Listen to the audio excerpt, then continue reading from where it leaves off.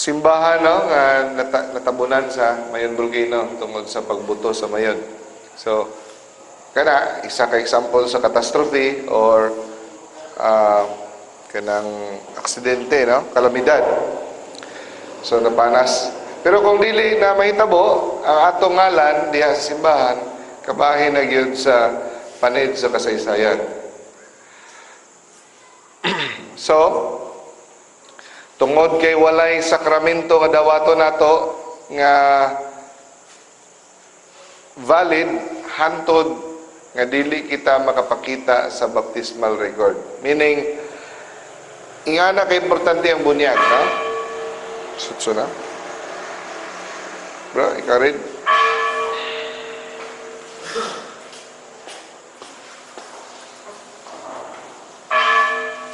Salamat sa mga sa Diyos, Espiritu Santo.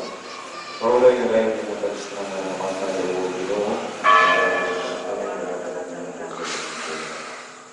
Ang ilang mga kalan, mga kalagis na mga matulungan tungo sa Diyos Diyos, pagkapaulay na sinasa. Ang hanap mo managasalangin pagdaibon na mabukta mo ang ingariyan at rumahan ang inyong problema. Salita o kayong salamat.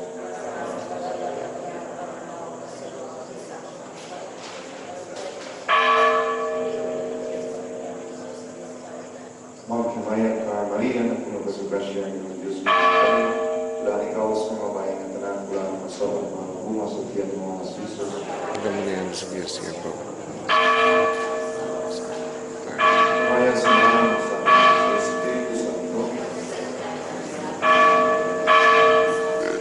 Salamat sa mga sa Espiritu Santo.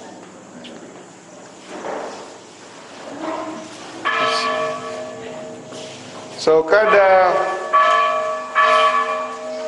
hutong o hagna sa kinabuhi sa tao, no, sa kada sakramento ngayang dawaton, magpakita siya sa iyahang baptismal certificate. Sa First Communion, pakitaan ka o baptismal certificate. Kung ikaw ang pakumpirma, pakitaan ka ang baptismal certificate.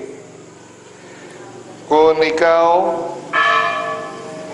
magminyo, ha? Pakitaan na po kag baptismal certificate. Kung ikaw magpare, pakitaan kag baptismal certificate, no? O nga naman, kaya atong gihisgot nga ang bunyag nagahatag og kinaiya sa kalag. Nagahatag siya tawag nga baptismal karakter. No? Baptismal karakter nga iyang usbon ang panagway sa kalag nga niining pag-usab makahimo na ang kalag sa pagdawat sa unom ka sakramento. Hanto dili siya mabunyagan kini unom ka sakramento dili mo ipikto kaniya. Okay. So tungod kay iyan kay importante ang bunyag, no? Ang ginikanan, kita nga mga ginikanan, dapat pahibaon nato ang atong anak kung asa ang atong anak gibunyagan. Gamay pa. Ingno na. Kaya naman, kay malagmit ang uban, pagdako, magbalinog balay, auto dito sa Manila, puyo, tapos hantod malimtan na kung asa na bunyagan. So, kung namatay ng ginikanan, wala kalibutan ng bata, asa makugibunyagan. So, kung magpakasal siya, mangita siya baptismal certificate, luoy kaya siya. So, muna nga sigurado sa ginikanan nga, pahibaw na daan ng mga anak, asa sila nga parokya gibunyagan. So, pag panganak sa, pagkahimugso sa bata, na dapat tay suguon, mga dito sa parokya, sa office, o mangayo na og mga requirements para sa bunyag. Or kung pwede pa gani, mag-andam na sila, no? As soon as possible ko, no, kapag gawa sa bata, kadang adlaw kung mahimo, natay suguon, ato na sa office og i-arrange na ang schedule sa bunyag. Okay? Next. Unless, no, emergency, walay laing pwede mo bunyag sa bata kundili ang pare, ang inyong assign nga pare sa inyong lugar. Mao na siya balaod, no? So, except the pastor of the parents has the right to administer the baptism to a child. Okay. So, ngano yan naman? So, kung asa ka na sakop, dapat ang pare nga assign sa inyo, ha, kuraparoko ba o assistant, sila ra gyud ang katungod. Tungod ka na siya para sa unang panahon, no? Gamay pa ang mga Katoliko, gamay pa ang mga tao. Ang mga pare, kinaiya gyud sa pare nga ang tanan nga mga sumisimba, kung mahimo pa lang nailhan niya tanan, no? Dili ko mailhan sa ngalan, pero ang pare sa una mo bisita sa balay, mangumusta, kumusta na ni, ako'y nagbunyagan ni, maila-ila niya tanan ang iyahang mga sakop. Mura man gud siya, kabalo mo sa meaning sa pastor, na ang pare nato mga igsoon, ang atong mga obispo, sila ang pinakaangayan tawagong pastor. Pastor is magbalantay og karnero.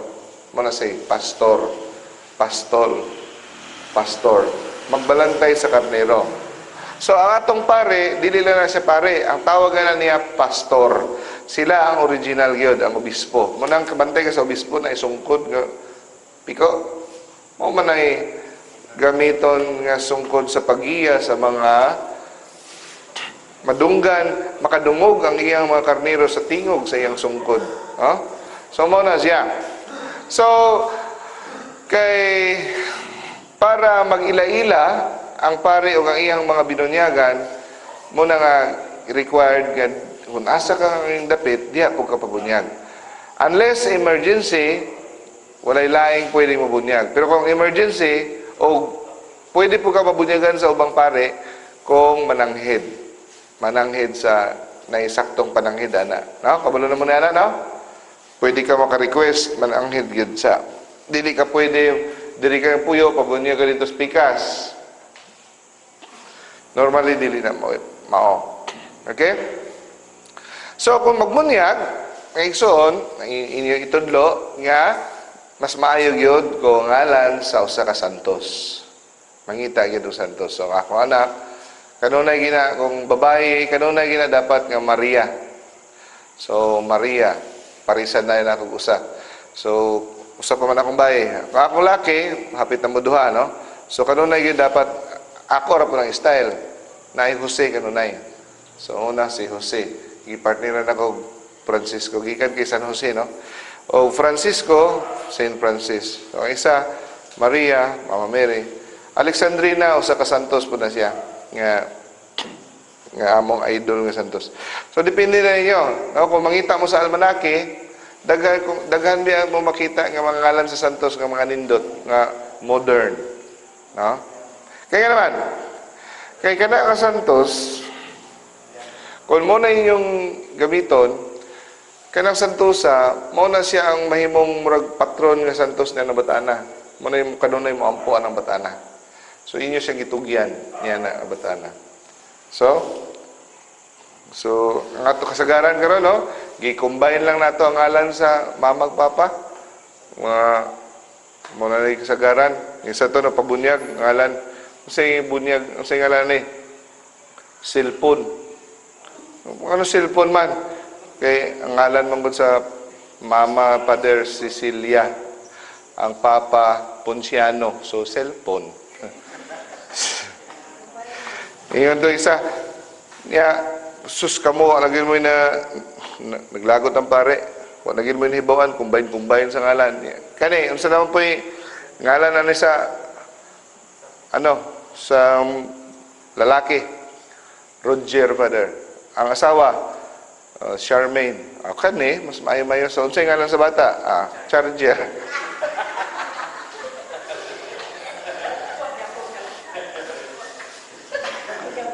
Pero mas maayo yun nga ngalan sa Santos.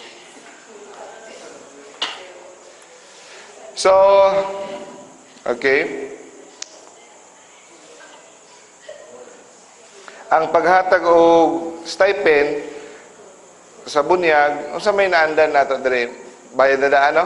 Ang ginikanan, ang sahay usually sa kwan, ang ginikanan usually umabayad para sa mga maninoy, no? Kaya maulaw signo ng maninoy, no? Ato ha. Pero ang naandan dahil sa una, ang muhatag sa stipend para sa bunyag, ang mga maninoy. Maninoy ang muhatag sa una. Pero di naman applicable. Kanya-kanyang parokya na may lahi-lahi nga balaod, no? Sa pagbayad. Pila bayad doon kasagaran sa kwan? Pila? 50 kada kwan, maninoy. Ah, okay. Libre. Okay. Pero, kanang sakramento, klaroho na to, libre gina siya. Huwag na siya bayad. Pero, nganong gahatag ta? Suporta na to na siya sa simbahan. So, diha lang ang pamaagi, nga atong mahatag ang atong suporta. So, murag ipadungan lang na to. Pero, ang sakramento, libre gina siya. Okay? So, may tingnan uban, anong na uban? Special. Ang uban, ordinary.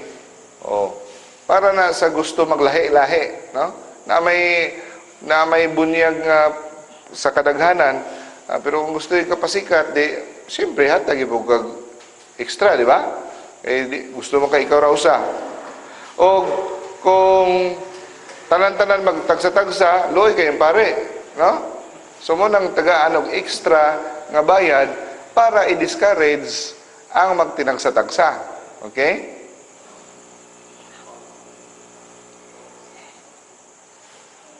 Okay, next. Bahin sa maninoy-maninay. Usa ka dako nga dungog, mga igsoon, nga ikaw pag-aimbitahon sa imong kaila, sa imong higala, nga mahimong maninay ug maninoy. It is a great honor. Okay? Nga naman, unsa may meaning ana? Ang meaning ana nga misalig sila kanimo. Nga wala na ilaing tao nga among kasadigan ang among anak kung kami mawala. Segunda ka mo nga mga ginikanan. Okay? Ingana ang pasabot ana. Pero karon nga panahon, murag nawala na meaning sa maninay-maninay, no? O maninay-maninay, murag tighatag og gift or tigka og litson. Mga nana, no? Pero mo na siya nga kamo ang ikaduhang ginikanan nga magpadako sa pagkaka-Kristiyanong Katoliko. Bugat kay na siyang responsibilidad. Okay? So, it is a lifelong responsibility.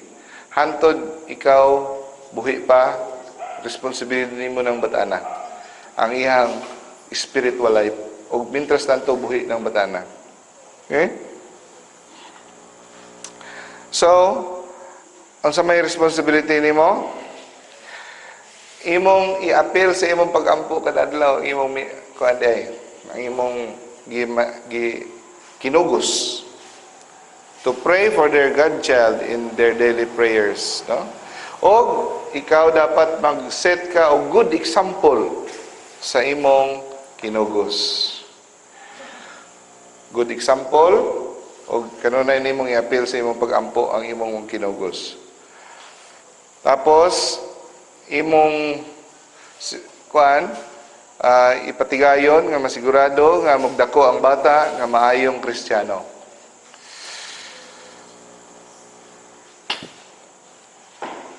Okay. Now, kung makita nila ang kinikanan sa bata nga murag walay pagpakabana sa espiritual nga kinabuhi sa bata, diha na sila pwede mosulod. No? For example, kanang 7 years old ang bata or mga 10 years old na, murag kita niya, wala pa man na kumpirmahan, wala pa man na first communion, pwede na siya mananghid sa kwan. Wala pa man na first communion ni mo anak, dako na. Basig, busy ka, pwede, pasugot ba ka ako nalikuyog? Pwede ka kana. Pero hinahinayon ni mo, kay basig, makasabaan po kas ginikanan, no? Kaya basig may pakialamira. So, ato nang gihisgutan miyagi, dili pwede himong maninoy-maninay ang dili katoliko. Okay? O kinahanglan na kumpirmahan. Pila man kinanglan gyud maninay, pinaka-minimum, pinakagamay nga maninay-maninoy. Pwede rag usa sa babae o sa lalaki, pwede rag usa. Pero ang kadaghanon walay limit, no? Pero di po maisubra kadaghan, limot apog ka, no? Mahuot po dito sa papel. So pero kung kuan yun, nihit kayo, pwede usa ka babae, pwede usa ka lalaki.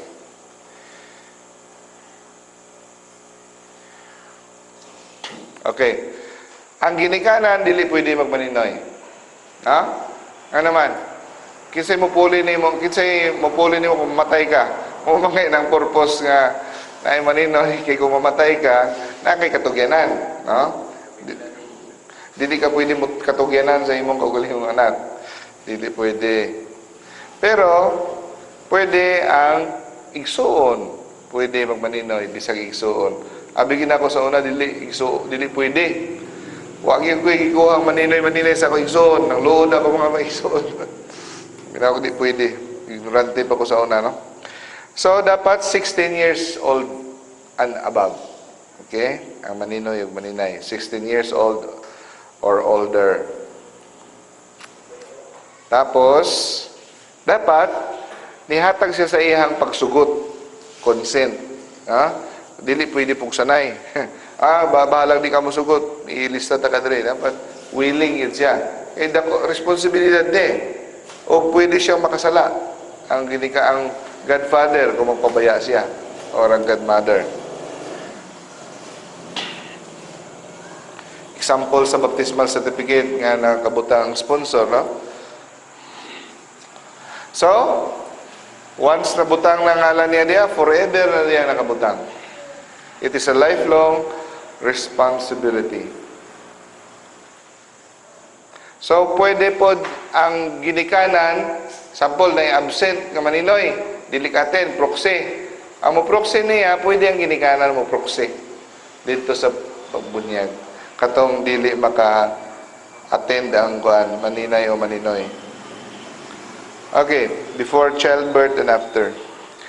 So, sa wala pa mga anak ang nanay, na ay tulo ka klase blessing nga available sa simbahan nga wata kabalo. No? So, tulo ka blessing para sa nanay nga wala pa nanganak. Una nga blessing is blessing of a woman before childbirth. So, kung kamo mabdos, pwede ninyo pakikitaan ng pare, Father, pwede ko mangayo sa blessing before childbirth. Pwede ka kapangayo. Pag humagmisa, tagbuon mo sa luyo, magpa-bless ka, Father. Kung sa blessing before childbirth. Because that is an official blessing of the church. No? Liturgical blessing are very effective. Mga official blessings ng simbahan is very effective. So, ato na siyang take advantage. No? Sayang nga dili nato siya mapahimuslan. Pahimuslan nato na. Kaya inaana siya. Next na klase blessing is blessing para sa mga nanay nga dili maka-attend sa bunyag sa ilang anak. Kung sa may mga rason nga hindi siya ka-attend sa bunyag sa ilang anak, daot siya, napa siya sa ospital. Pero ang bata, mahapit na mulapas o isa ka bulan, dapat bunyagan na yun, nga dili na ipadugayon, pero siya na ospital. So padayon gyapon ang bunyag. No? Pero sa atoa, di ba na mahitabo, no? Kay way pakialam kung unong nakabulan ng bata, basta yun. Pero yan so sa mga ginikanan nga dili maka-attend sa bunyag sa ilang anak, pwede sila kapangayog blessing. Muna ikaduha klase. Ay katulong nga blessing sa simbahan para sa mga nanay nga namatyan og anak. So pwede sila para makahatag kanilang kaligon. Na namatay ganay pagpanganak, namatay, napag-blessing ang simbahan anak. Okay, munang tulog ka klase sa blessing. Okay? Next is, during sa bunyag, na ay mga simbolo. Ang atong form, unsa gani ang form? Ang pangagampo, I baptize you in the name of the Father, the Son, the Holy Spirit. Manay form. Ang matter, unsa man? Sa bunyag. Tubig. Matter. Material. No? Tubig, simbolo sa paghugas. Gilumsan. No? Mos gula gikan sa tubig bagong kinabuhi, no? Og naa pag usa ka klase nga simbolo diha, palapton nga puti. Amen. So mo kabantay mo nga butangan og pandungan og puti ang iyang lawas, no? So, pare, gikan kini siya sa kostumbre sa unang mga Kristiyano nga ang mga catechumens katong mga bunyagan nga dagko na during sa ilang bunyag magsulob sila puti nga alb, no? Alb ang tawag ani. So symbolize kini nga si Kristo ilang gisulob bag-o kinabuhi diya kay Kristo. Ha? Symbolize niya nga si Kristo na ang naggahom sa ilang kinabuhi. Galatians chapter 3 verse 27. For all you have been baptized into Christ, have put on Christ. Inyong gisulob si Kristo. So mo na ang simbolo sa grasyang makasantos, di ba? Atong gisulob si Kristo na akrato. Okay, so karon unsa may sa inyo hinumduman sa bunyag, unsa may yung ginadala way labot, di ba naman si sanina puti nga sanina, pero naapag yung tela nga puti nga ipandong, di ba? Okay, mas nindot pag yung kuno kung makapatahi mo og murag himon yung murag chusibol nga isulob para murag murag meaningful gyud nga murag ingani ang dagway niya, no? So kung dili mo kapatay ingani, okay ra pud tong tela. Okay? So, simbolo ka na siya sa grasyang makasantos. Kinabuhi diha kay Kristo. So, kini nga sanina nga puti, dapat dili mahubo. So, dili, symbolic ni siya, ha? Dili ni siya maisod, dili hubuon, mabulingon to, hantod magdako. No. Ang pasabot nga dili hubuon ang grasyang makasantos. Okay?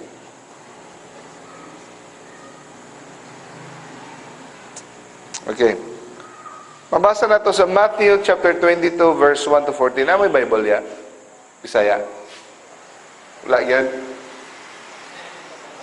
Wala may Bible nila. So, parabol. Ano sa binisaya sa parabol? Sa Ilonggo, palaanggiran. Sa Bisaya, pasumbingay. Parabol. The parable, palaanggiran sa Ilonggo. The parable of the wedding feast, di ba? Nakabasa mo ane? Nga naay usa ka tawo nga nangimbitar sa usa ka dako nga kumbira, kasal. Ang uban ni balibad kay daghan na pa siya negosyo. Ang uban bago pa siya nipalit og baka. So nagbago pa siya nipalit og yuta. Daghan ni balibad. So ang gingharian sa Dios sama sa usa ka dakong kumbira, daghan ang ipangimbita pero daghan ni balibad. Ang uban ang nangimbita gipatay pa, ang uban gipasipalaan. Pero og tungod dinhi ningon ang agalon nga nangumbita, sige imbitahan ninyo bisan kinsa nga makita ninyo dautan og maayo. Og sila mi tambong. Og sa didto na, no? Nakita sa nag-imbita nga naayo sa katawo nga walay sanina pangkasal. O gipamutanan niya, asa ang imong sanina pangkasal? O wala katingog ang tao. O ningon siya, higti, ibaklid siya, kamot og tiil, dala sa gawas, ilabay sa kangit-ngit, magkagot siya sa iyang ipon, sa walay katapusan. So, kanya siya palanggiran sa gingharian, sa kaluwasan. Wala siya sanina. Sanina, relation sa bunyag. Kuha ninyo? Ang dili dapat mahubo. Ngano nahubo man? Ngano wala man siya sanina sa kasal? Nasa mortal sin. Wala siya mahubo ang sanina nato. Mawala ang atong sanina sa kasal kung kita maghimog mortal sin. Dapat, meaning namatay siya, nawa siya sanina. dapat mamatay kita nga suol nato ang sanina. Revelation chapter 16 verse 15. Importante kayo na ilista na. Behold, I am coming like a thief. Blessed is the one who stays awake and keeps his clothes, so that he will not walk about naked, and men will not see his shame. Pagbantay, kay moabot ako sama sa usa ka kawatan. Si Jesus. Meaning, pwedeng moabot si Jesus, second coming, o pwede mamatay ikaw anytime. Di ba? Okay. Ang kamatayon moabot sama sa usa ka kawatan. Bulahan ang tawo nga kanunay nagtukaw. O kanunay niyang gisulob ang iyang sanina. Nga dili siya makaplagan nako ubo ug siya maulawan. So kadang atong sanina sa bunyag dati sang grasyang makasantos. Kanunay dapat nang dili matangtang. Naayo sahay mo abot sa atong panahon mga igsoon nga lami na gikay himo og sala.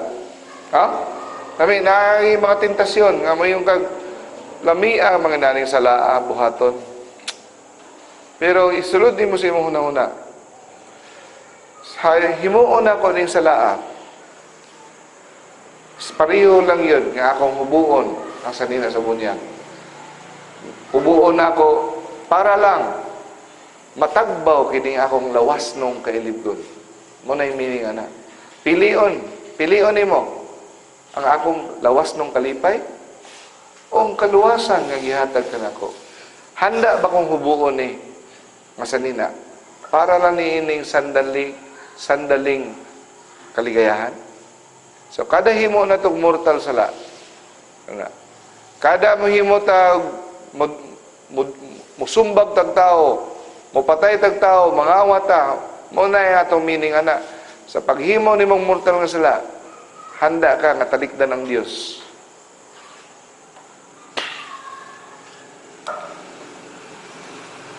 Ikaduha nga simbolo ang kandila, no?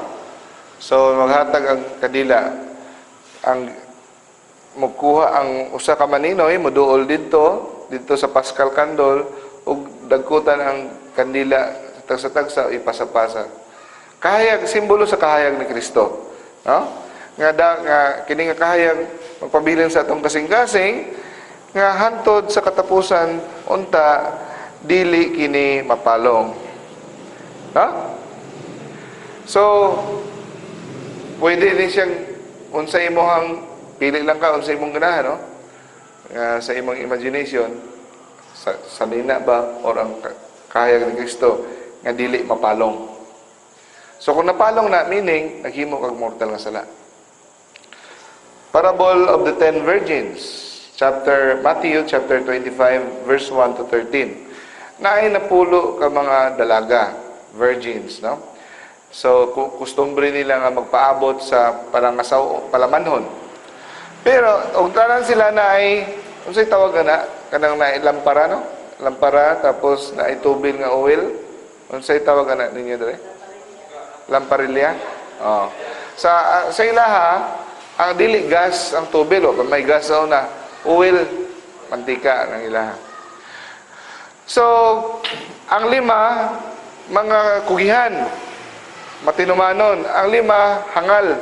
Kana ganing moingon tag di ba naingon man ko nga ang unsay estado sa imong kalag, sa imong kamatayon, importante kay na.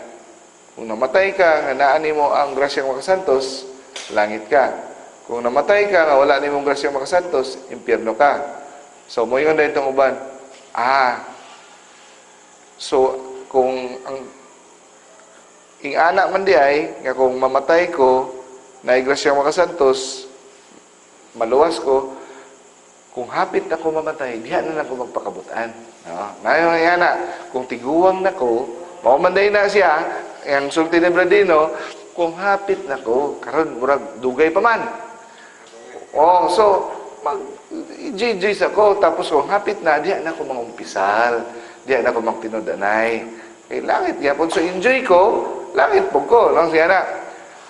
Kung iana imo kinaiya nga waysa nimo ang Lord, si Jesus, binuang ka karon, tapos kay hapit na kamatay, diha lang ka magtinarong, mura ka niining 10 virgins. Ang 5 kanunay nagtukaw, nagandam nga sigig siga ang ilang suga. Gitrim nila, kanunay na itubil, sigig yun, sigig tininod. Ang uban, akong hapit na lang mo abot ang among isugat nga palamanhon, diha nami magpalit og oil, diha nami magkuhan sa pabilo, nagsalig kay dugay pa man, o asla kabalo. Ni abot og galit. Ang 5, walay oil, walay tubil. Ang iban, ingon to, sorry na lang, ang ilang mga suga, gasiga. Meaning ang ilang mga grasyang makasantos na sila naabtan sa kamatayon nga wala manaayig salig. Kinumduma kini parabol sa Bible mugamit gani ang Ginoo parabol sa Bible tinuod gina nga kahitabo. Hangyo pa sila nga taga-imi sa inyo oil na dili kaygo kung mohatag pa mi lako palit mo. Didto pa sila ni palit ni abot na si Kristo. Dito pa sila ni palit. Pagkapalit na sila, yes, balik sila. Pag abot nila, nuktok, sirado ng pultahan. Maupod na. Nahapit na ka matay, diha pa ka manghinulsol, basig di na ka hinulsol. O basig ang imong paghinulsol, di pa madawat. Kay kinanglan na perfect contrition. Na? Basig ang imong paghinulsol, dili perfect, patay ka. Kuha? So, muna siyang simbol sa bunyag, no? Tubig, sanina, puti, o ang kandila. Sige, di tataman.